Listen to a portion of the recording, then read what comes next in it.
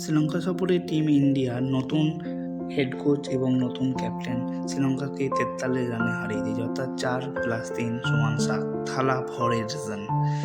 প্রথম কোচ হিসেবে গৌতম গম্ভীর প্রমাণ করে দিয়েছেন তিনি সব কিছু ট্রাই করতে পারে। তিনি টেস্টিং মোডে ছিলেন রিয়ান পরাগকে। দেখেছি আমরা আইপিএলে সুনীল নারিনকে কীভাবে 1 নম্বরে ব্যাটিং করানো, কি তিনি রিয়ান পরাগকেও কি সেই রকম প্ল্যান করেছেন? হ্যাঁ, রিয়ান পরাগের টেস্টিং তিনি একদম খুবই সুন্দরভাবে করেছেন। কালকের ম্যাচে আমরা দেখিয়ে দিয়েছি। হ্যাঁ, প্রথমে শ্রীলঙ্কা টসে যেতে এবং ব্যাট করতে নামে ইন্ডিয়া। ক্যাপ্টেন হিসেবে সূর্যকুমার জবরদস্ত একটা পারি খেলেছেন, খুবই ভালো লেগেছে।